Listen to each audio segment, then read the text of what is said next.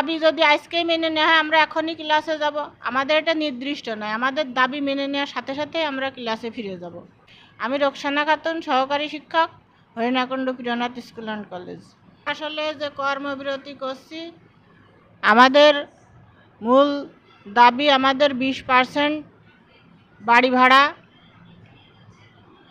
যেটা আমাদের দীর্ঘদিনের প্রাণের দাবি। আমরা বেসরকারি প্রতিষ্ঠানে চাকরি করে যে বেতন পাই, আমরা যে বাড়ি ভাড়া মাত্র 1000 টাকা বাড়ি ভাড়া পাই, এবং গত তারিখে আমাদের 500 টাকা সেখানে বাড়িয়ে 1500 টাকা করা হয়েছে। এটা খুবই দুঃখের একটা বিষয়। যেখানে আমাদের আশ্বাস দেওয়া হয়েছিল 20% বাড়ি ভাড়া দেওয়া হবে, সেখানে মাত্র 500 টাকা। এটা মেনে নেওয়া খুবই কষ্টকর। এ কারণে আমরা কর্মবিরতিতে আসি, যাতে আমাদের বাড়ি ভাড়া সরকারি, যেখানে চাকরিজীবীরা 45% বাড়ি ভাড়া পায়, আমরা সে জায়গায় মাত্র 20% দাবি করেছি। আমাদের এই দাবি অতি দ্রুত মেনে নিয়ে আমাদের কর্ম ফিরে যাওয়ার ব্যবস্থা করে দিক। আমরা আমাদের সন্তানতুল্য ছাত্রছাত্রীদের ক্লাসে যাতে কোনো ক্ষতি না হয়, তাদের জন্য সঠিকভাবে পড়াতে পারি, যথাসময়ে ক্লাস নিতে পারি, সেই ব্যবস্থা করে দিক। আমাদের কর্মবিরতি, আমাদের দাবি যদি আজকেই মেনে নেওয়া হয় আমরা এখনই ক্লাসে যাব। আমাদের এটা নির্দিষ্ট নয়, আমাদের দাবি মেনে নেওয়ার সাথে সাথে আমরা ক্লাসে ফিরে যাব।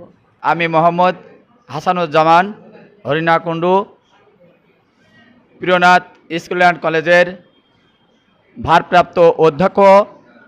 আমার প্রাণের দাবি শিক্ষক কর্মচারীদের 20% বাড়ি ভাড়া, শিক্ষক কর্মচারীদের 1500 টাকা মেডিকেল ভাতা, এবং আমার কর্মচারীদের 75% উৎসব ভাতা। এই যতবেলা সরকার নীতিগত সিদ্ধান্ত নিয়ে প্রজ্ঞাপন জারি না করবে, আমি সহ আমার শিক্ষক কর্মচারীরা এবং তথাকথিত হরিণাকুণ্ডুর সমস্ত শিক্ষক কর্মচারীরাই কিন্তু কাছে কর্মবিরতি করে চলবে, যতক্ষণ না প্রজ্ঞাপন জারি করবে সরকার। আমি অতি সত্বর সরকারের কাছে দাবি করছি, এই দাবি মেনে নিয়ে আমাদের শিক্ষক কর্মচারীরা যাতে কর্মে ফিরে যায় এবং আমার প্রাণের ছাত্রছাত্রীরা যাতে